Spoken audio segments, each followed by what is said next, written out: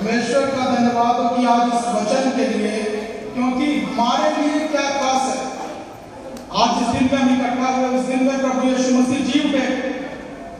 मगर एक सवाल कई बार मन में आता है, क्या यीशु मसीह जब जी उठे, अगर वो जी उठे वो तो परमेश्वर है। आदि से प्रभु यीशु मसीह विद्यमान थे। प्रभु का वचन कहता है कि आदि में वचन था और वचन परमेश्वर के साथ था और वचन ही परमेश्वर था। अब जब परमेश्वर जो सदा सर्वदा विराजमान है वो जी उठे, ये एक बड़ा खास मौका है। मगर हमारे लिए क्या खास है? वो तो परमेश्वर है, उसके पास किसी चीज की कोई कमी नहीं है। वो आत्मा में, शरीर में, हर चीज में वो परफेक्ट है। मगर समस्या हमारे लिए, हम परफेक्ट नहीं है। हमारी जिंदगी के अंदर कई जरूरतें हैं, हमारी जिंदगी के अंदर कई सवाल है, हमारी जिंदगी के अंदर कई मसले जो अभी तक सुलझाए नहीं गए। प्रभु का वचन हमसे आज एक आशा दे रहा है, एक हमें उम्मीद दे रहा है कि हमें क्या करना है। प्रभु का वचन हमसे कह रहा है कि यीशु ने उनको उत्तर दिया कि आपस में मत उड़ाओ।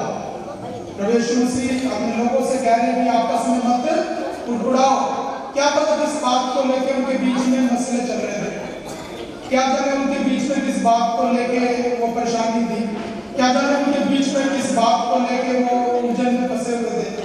मगर प्रभु का वचन में इस प्रकार से कह रहे, प्रभु यीशु मसीह कह रहे हैं कि आपस में मत उड़ाओ। हम यहाँ पर क्यों आए? हम यहाँ पर इस जगह पर परमेश्वर की आराधना करने के लिए आए। और प्रभु का वचन कह रहे हैं कि अपने सारे सोच विचार को एक साइड में रखें। ये जो समय है 30 मिनट का, 40 मिनट का, जो हमने परमेश्वर के वचन के लिए निकाला, ये बड़ा कीमती है। हम इस समय के अंदर आपस के जो हमारे विचार है, आपस के हमारे जो मतभेद है, उन्हें साइड में रख दें। उन सारी चीजों को अपनी जिंदगी से अलग कर दें और अपने जीवन का जो थोड़ा समय है ये प्रभु के वचन की तरफ लगाएं, प्रभु के वचन की तरफ लगाएं। और उसका कारण सिर्फ एक है। प्रभु का वचन हमसे कह रहा है कि कोई मेरे पास नहीं आ सकता जब तक पिता उसे, जिसने मुझे भेजा है, उसे खींच ना ले। Hallelujah, hallelujah. कब तक कोई यीशु मसीह के पास नहीं आ सकता? कब तक नहीं आ सकता? जब तक परमेश्वर जिसने यीशु मसीह को भेजा है वो हमें खींच ना ले। हालेलुया। तो आज जितने लोग इस जगह पर बैठे हैं, प्रभु का वचन को सुन रहे हैं, प्रभु के पास आए हैं, तो मैं आपको विश्वास दिलाना चाहता हूँ कि परमेश्वर ने आपको खींचा है। हालेलुया। परमेश्वर ने आपको खींचा है। हमारे जीवन के अंदर परमेश्वर की तरफ से एक खिंचाव है, इसीलिए आज हम प्रभु यीशु मसीह के पास आए हैं।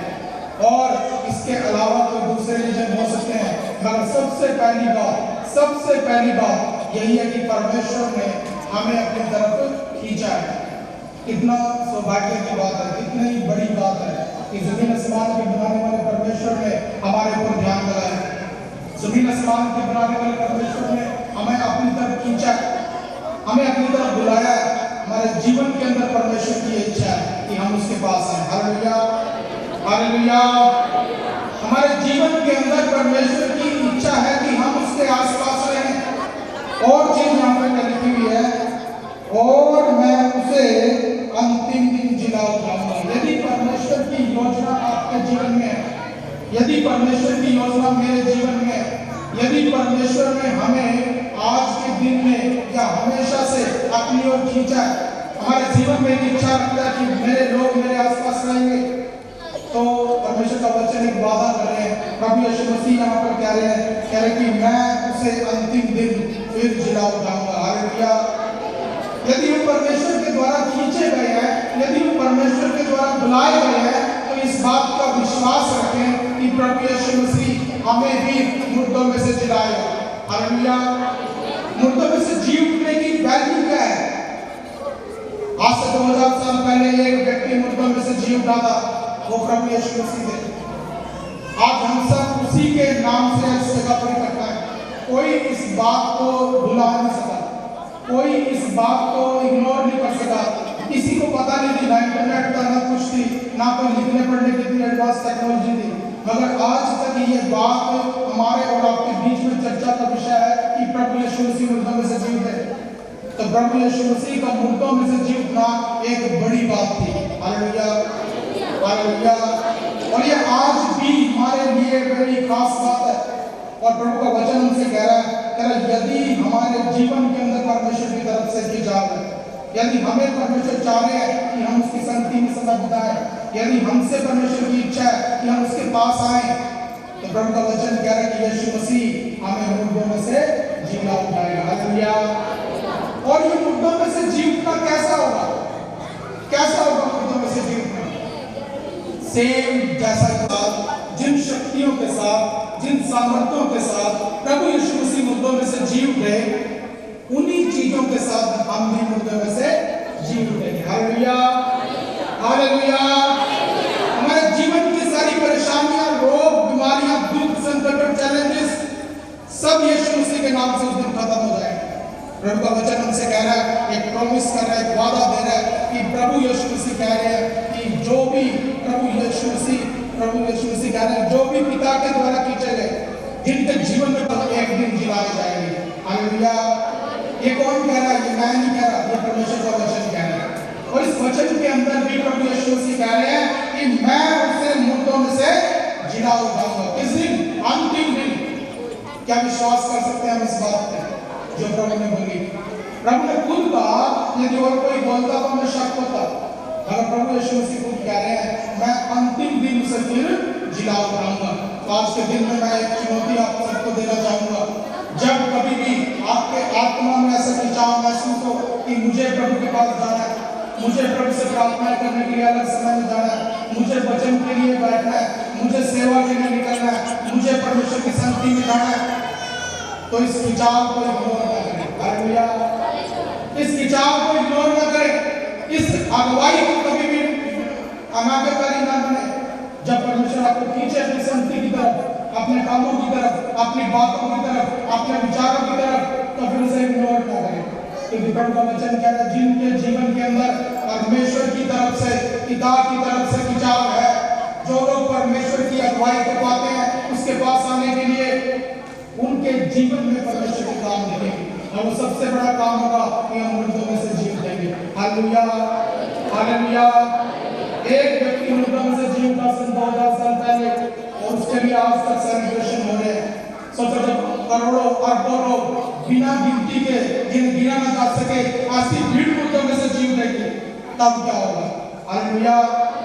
क्या हम ये मानते हैं कि हमारा पुनरुत्थान प्रभु के जैसा है? यदि उसी के जैसा है तो वैसे ही महिमा भी हम पाने वाले हैं। हालेलुया। दास पौलुस कहता है कि हम आदर के साथ बोल जाते हैं, परंतु महिमा के साथ जी उठते हैं। हमारे जीवन के अंदर दोबारा जी उठना एक महिमा के साथ होगा। Hallelujah, hallelujah. तो आज हमने जो पहली चीज को देखा वो ये है कि अपने जीवन के अंदर परमेश्वर की तरफ से उस खिंचाव को कभी इग्नोर न करें। जब कभी भी प्रभु की संगति के अंदर जाने का मौका मिले, उसके वचन को पढ़ने की अगुवाई हो, प्रार्थना करने का मन हो, सेवकाई में जाने की इच्छा हो, कभी भी इन चीजों से पीछे न हटें। क्योंकि प्रभु का वचन कह रहा है कि ये एक तरह की खिंचाव परमेश्वर की तरफ से है और हमारे जीवन के अंदर एक बड़ी अहम भूमिका निभाएगा। और उन सब लोगों के लिए मैं कहना चाहूंगा जिन्हें परमेश्वर की बातों में उत्साह नहीं है, जो परमेश्वर की बातों में उत्साहित नहीं रहते, तो प्रभु का वचन कह रहा है कि हमारे जीवन के अंदर उत्साह दिखाए, क्योंकि इसके साथ हमारा जीवन का जुड़ा है। हालेलुया। पहले लोग कौन है? कौन प्रभु की संगति में आता है? जो परमेश्वर के द्वारा खींचे जाते हैं। हालेलुया। और एक और वचन हम पढ़ेंगे, इसी का अध्याय का 65 वचन पढ़ेंगे।